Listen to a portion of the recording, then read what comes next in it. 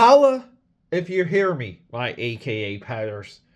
It's a big day today. It's a big comic book day because we all come to this channel for the 90s. Now, recently I did a first look because it's been maybe 2 decades, maybe 30 years, maybe 40 years, maybe 50 years since I've laid eyes inside the guts of Spawn #1. Today, well, a similar scenario with me and PITT #1. So, hang out with me and let's share for the first time laying our eyes on Dale KEOWNS' masterpiece. All systems are go.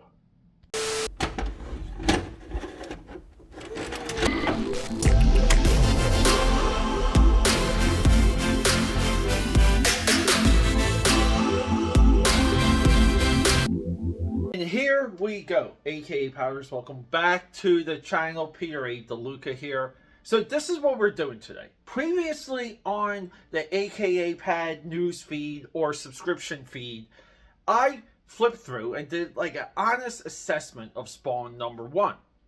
It all came about when I cracked open the clamshell, or somewhat. It was a broken clamshell, but there was a VHS that was released around the time, around March 1992, that included Spawn #1, and that VHS was Todd McFarlane Creates a Lotus. And I had realized that once I had Spawn in my hands, it was like, wow, I haven't really looked through this in a long time. Let me share it with all of you.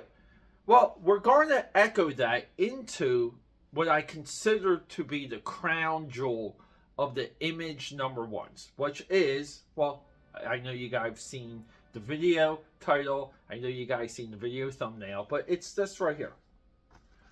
PITT #1. Clueless comic book commentators have called this a noseless Incredible Hulk. For those of us who have read PITT all the way through, well, that's a little bit of a lie. I missed the last couple issues when PITT goes full bleed. But either way, PITT is nothing like the Incredible Hulk.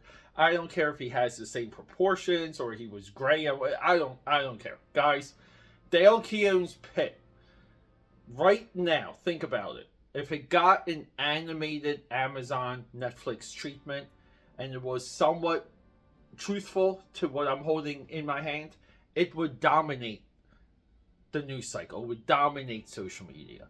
If PITT got a high-end action figure series, let's just say by McFarlane, someone, maybe Super 7. Super 7 got the PITT license and cranked out PITT action figures. Guess what would happen? Instant sellout. If PITT got a live-action movie that, yet again, was a little bit faithful to what I have here, guess what would happen?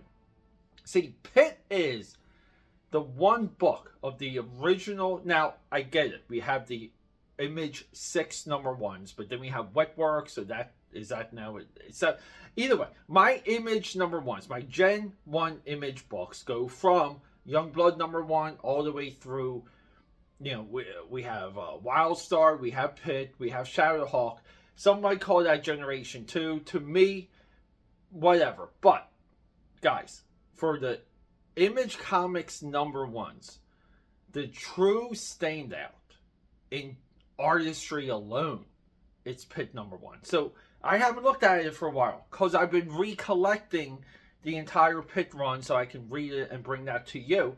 So before I do that, guys, I haven't looked at this in quite some time. So let's do it again and hit that drawing table. And here we go. Normally I throw the books down and you hear a big clap. We didn't do that today. Guys, PITT #1, ripping first issue. Excuse me. And cheers, get yourself some of that nice Java. And get yourself a cap, too, for your camera. So, to clarify, and I spent a little bit of time thinking about this.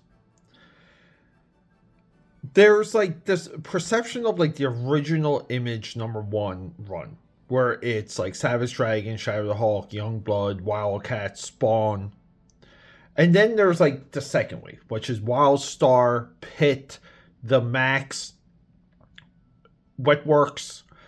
I put it all together as like image eye number ones. And the reason for that is, let me just make this argument. If we get into, excuse me real quick, guys. If we get, here we go. It's right here, right here. If we get into what came out around the time of PITT number 1, we have Supreme number 2, Brigade number 4, PITT number 1, Spawn number 8, Shadow the Hawk 4, Darker Image 1. We're all within like a calendar year. And what year is that? It's 1993. So Spawn number 1 is May 1992. So it's all within a year. So like Spawn drops, gets 8 issues deep, PITT number 1 drops. To me, it's I always looked at them the same way. I know there's a lot of commentators out there that break it up within generation. I do not. With all of that said, my AKA patters, the reason why we're contrasting the two also is a lot of people go to Spawn number 1 as the crown jewel of this era. But we do get Todd McFarlane coming in hot with some amazing illustrations. We can pick out the pages that he spent the most time on. And he brings in a lot of his graphic design elements. The coloring here is phenomenal. But we do get, and you guys will see this with the Spawn video, we get very quick, loose, I'm on a tight deadline, economic pages here. But we don't get that with PITT. Case in point, look at page 1. We have motorcycles. We have 1, 2, 3, 4. 4 distinct looking bikers. We're opening, we talked about this before. Open up with a gang and make your hero go through a gang. And that's what PITT does, naked. He's just butt-ass naked. AKA Patters, we're already, and Dale Keown does something here. And he can only get away with this because he's this well of an illustrator. See, if we split the page, right, we have PITT here. But then we're going to flip PITT to here.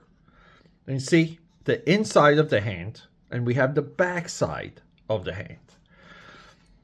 He flips the character, and we don't even care. Our brain doesn't catch up to it.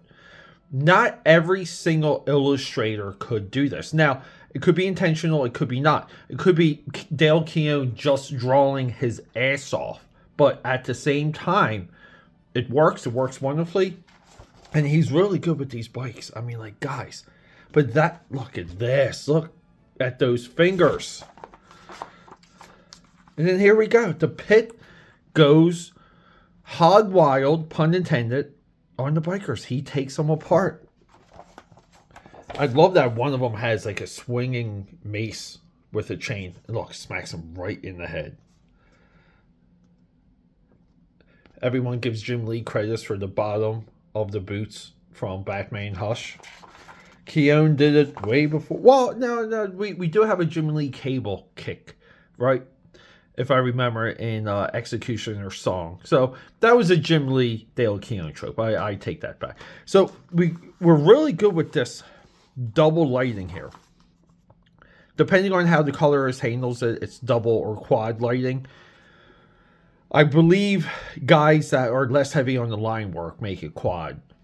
Dale Keown and Stephen Platt, they split. So you split with the dark and you shade up and you shade down. They're very good with this. But guys, look at these hands. Like, you can see the references right here. And I love this. Look, it looks, I don't know why, this looks like leather. Look at the fear in this dude's face. Look at the anger here. I mean, we're really a couple pages in, and he just like, look, he's throwing these bikes around. We pull back a little. Look, he gets blasted with a shotgun in the stomach, and they're laughing at him. And you look, he just stands up with that pink blood and grows his claws and then shoot him again. AKA Powders. This is what 90s comics is all about. And when it counts, turn the page. We have this totally impactful moment where we know, I mean, look at, again, the faces, the shotgun shells. Look, the divots of blood. But then Timmy wakes up. And we get this friendship here. Like, this goes for 20 issues. Now, Dale Keown destroys his schedule. He takes PITT off of the Image Eye, goes into what's Full Bleed Studios, and the series literally grinds to a halt. But the work along the way is better, best. It really is.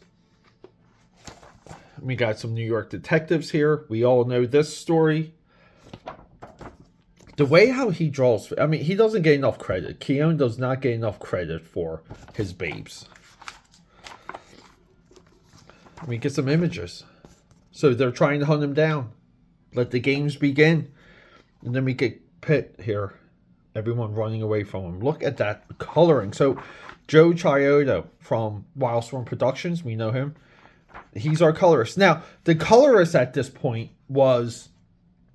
these guys still use, like, they were heavy on markers and Doc Martens.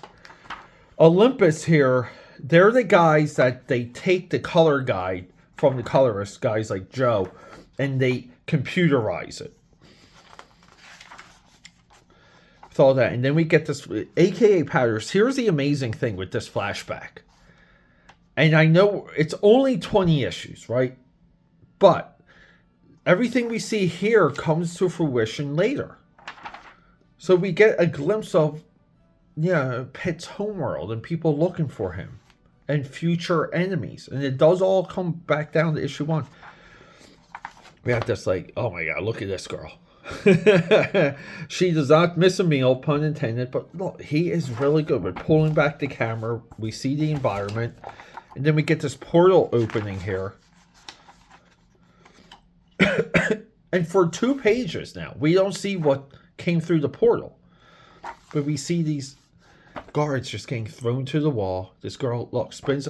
This is crazy. She's on this side of the wall. So, right, our combatant, the guy through the portal, he's over here. And she spins, right? So the guns really should be facing this way. But, again, Keown makes a choice here because he knows you're going to flip the page. So if everything points this, so it's, again, his rendering sells it, but it's a 50-50 call. But you have to be aware of it. And then here we go. Everyone through the portal. And guys, next issue, Dead or Alive, DOA.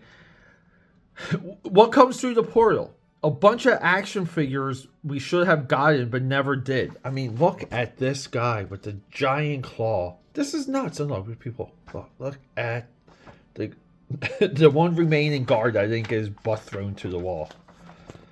But guys, I mean, this, again, his expressions, his gestures, phenomenal.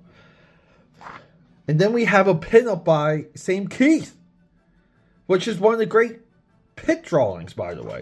PITT's a hard character to draw. And then we have this guy here. So we, Jim Somerville, he potentially did a book called Air Cell, aka Malibu Press, called Maelstrom. I'm currently tracking that down to get a good run of it because I wanna compare. And Dale Keown, worked around that book, that title, that company. So potentially that's a friend that came up through the independent ranks with him. But wow, AKA Powders. Teenage